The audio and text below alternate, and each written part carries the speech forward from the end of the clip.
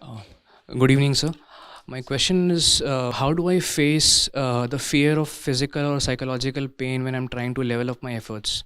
So it's in context of putting out a great effort and maintaining the consistency in putting the great efforts Great effort towards what?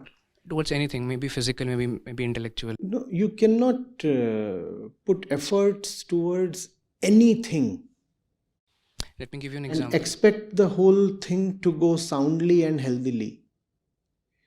Let me give you let me give you an example. So let's say in gym, if we pick up some weight, a heavy weight we picked up, and first set goes on well, but I am scared of again putting up the second set of the weights because I'm scared of the pain I have to go through again. So I become sort of It all depends apprehensive. on the reason you go to the gym for. See, if you will talk to gym owners, they'll tell you that the dropout rates from gyms are unbelievably high. And that's the reason they try to lock you in through long term membership programs. Huh? They'll say 2 months, a high amount, 6 months, a comparatively lower amount on a per month basis. Come on, you enroll for an year and then you will get a good deal. Why do they need to do that? Because they know very well that unless you lock yourself in for an year, you are likely to drop out by the end of the first or second month. Why does that dropout kind of thing happen? Because we do not really know what we are going to the gym for. And that's the reason why there is then demotivation and lack of energy. Do we have clarity of purpose? Do we have a goal worth striving for? And if you have that kind of a compelling and beautiful goal, the goal energizes you. The goal keeps you on track. The goal makes it impossible for you to drop out. Now, without having a goal of that sublime quality, if you still want to keep striving, it will become very difficult for you. And that's the reason most people find themselves short of energy and enthusiasm. Please think why most of our resolutions go unfulfilled. I resolve to do this. And at the moment of the resolution, it appears also clean and straight. Yes, obviously, I'm going to do it. Just 2 days later, you find your mind is elsewhere. Because whatsoever you are trying to do does not really arise from your deepest inner clarity.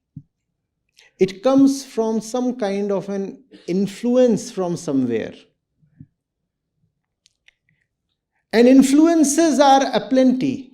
If you can take up the gym because you are influenced, you can equally well drop out of the gym because you are influenced. Got carried away by one wave and entered the gym. But the ocean of life just keeps waving endlessly. Another wave comes and drags you out of the gym. Did we really enter the gym on the legs of our own solid clarity? No. We were swept in. And if one thing can sweep you in, the other thing will definitely sweep you out. The same thing happens with most other things in life. Enrolling for a course, entering into a relationship, signing up for a job. How much clarity do we really have? Or basic daily things like deciding to lose some weight.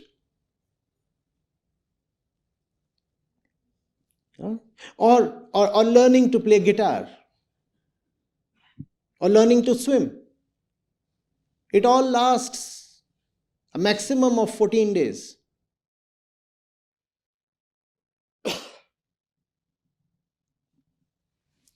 And life keeps presenting us with such evidences, and yet we do not bother to stop and ask what's going on.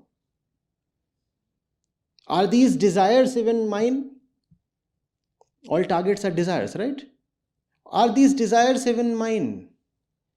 And if my life is a continuous sequence of actions aimed at desires, then is even my life actually mine?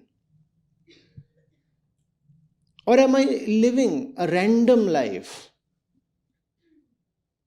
A life that has no root in the within.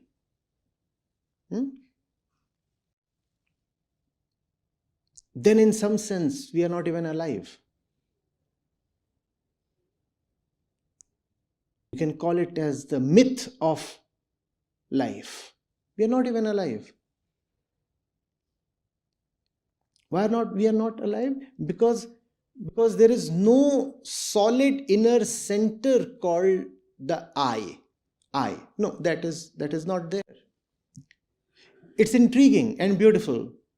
Vedanta calls the ultimate truth as I, Atma.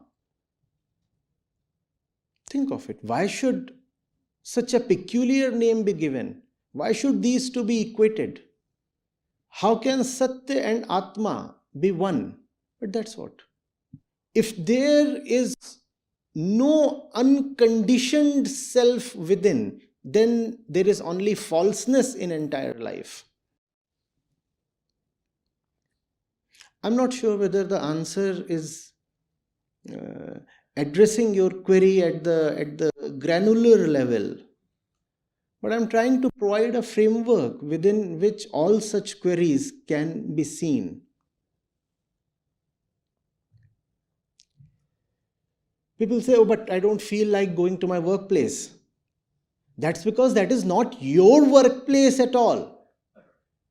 You have just incidentally landed there.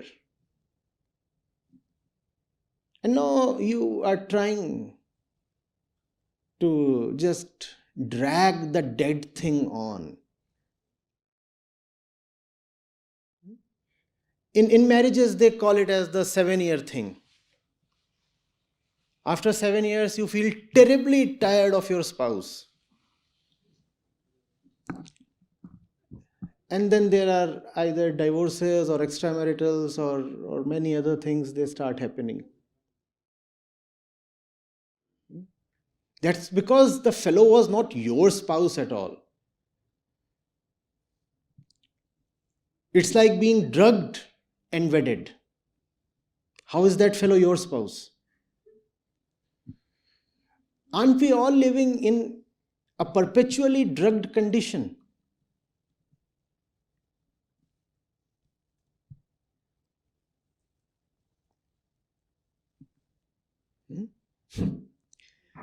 So, questions to think of. I'm not sure these are answers in the conventional sense.